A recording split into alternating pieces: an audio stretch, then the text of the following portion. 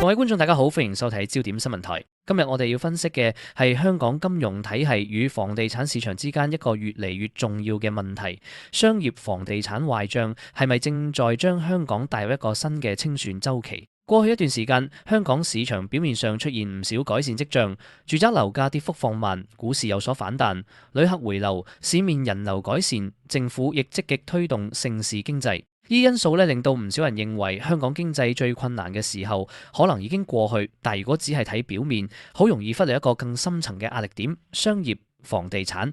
喺香港經濟結構入邊，商業房地產從來唔只係一類資產，佢同銀行信貸、企業融資、財富效應、租金收入、政府收入以及金融市場信心都有密切關係。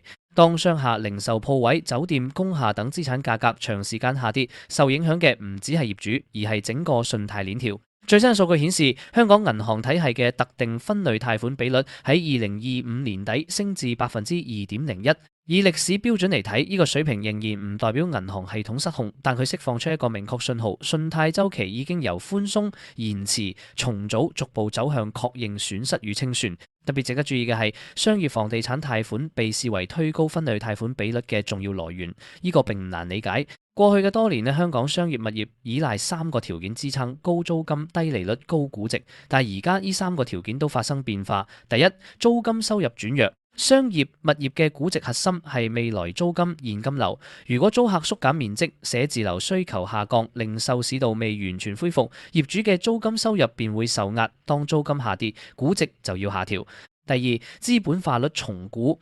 喺低息年代，投資者願意接受較低回報率，物業估值自然較高。但當利率上升，市場要求更高回報率，同一筆租金收入所支撐嘅估值就會下降。第三，再融資壓力上升，大量商業物業以銀行貸款支撐。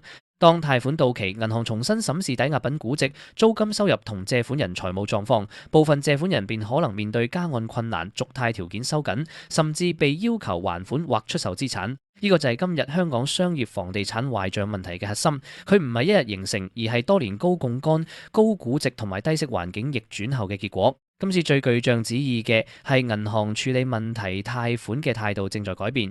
過去當借款人出現短期困難，銀行好多時會選擇延期、重組或者等待市場改善。因為只要資產價格有機會回升，立即清算未必係最佳選擇。但係當物業估值繼續下行，空置率仍高，租金改善有限，拖延本身就會成為風險。如果抵押品今日值70億，明年可能只值60億；如果今日處理已經要承認損失，明年處理可能損失更大。因此，銀行由延遲確認轉向盡快止血，係信貸週期自然演變嘅結果。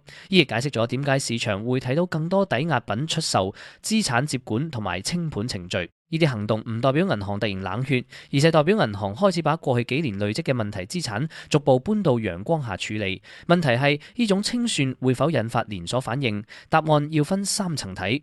第一層係銀行體系本身，目前香港銀行資本仍然充足，監管機構亦多次強調整體風險可控。單睇資本充足率同撥備，香港銀行系統仍有吸收損失嘅能力。因此，將今日情況簡化為銀行危機並唔準確。第二層係資產估值。真正敏感嘅係，當銀行開始以較低價格出售抵押品，市場會將呢啲交易視為新參考價格。若果一棟商廈被逼低價出售，其他相似物業嘅估值可能被逼下調。估值下調後，其他貸款嘅 loan to value 指標又會惡化，銀行再要求補充抵押或者減低風險，壓力便會擴散。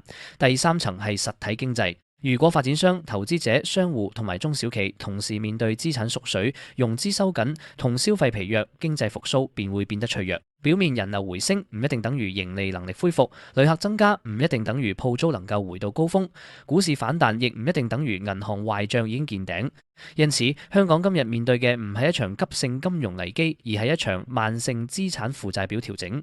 喺呢個調整過程中，一個重要觀察工具就係實質利率。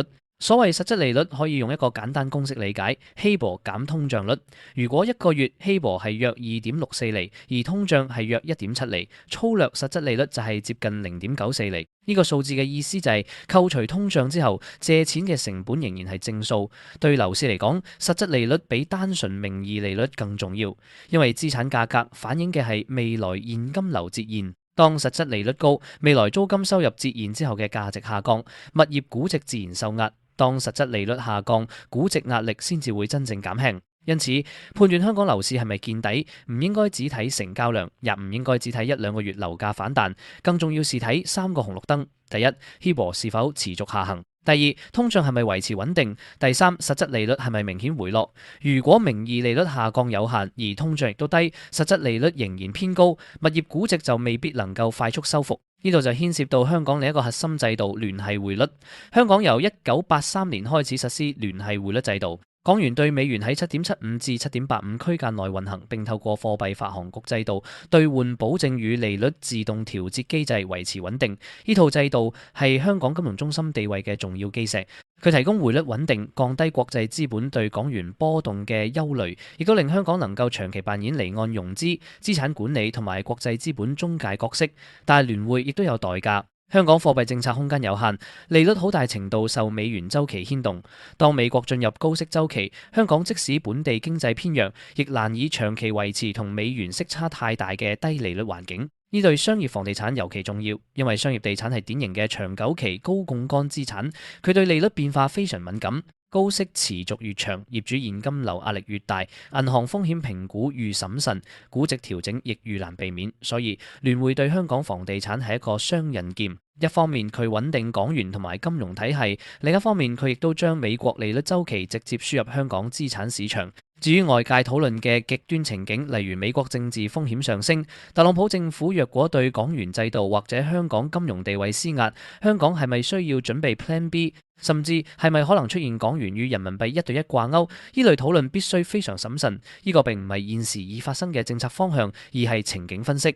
從制度現實睇，港元同人民幣一對一掛鈎，牽涉嘅唔止係匯率水平，而係整個金融體系、資本帳開放程度、銀行資產負債、國際合約、投資者信心與市場自由流動。任何制度急變都可能引發資產重新定價。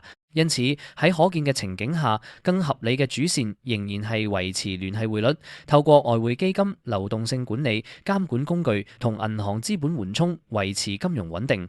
但係市場之所以會討論 Plan B， 本身已經反映一件事：香港資產市場嘅風險已經唔止係樓價本身，而係牽涉銀行、匯率、利率同埋地緣政治。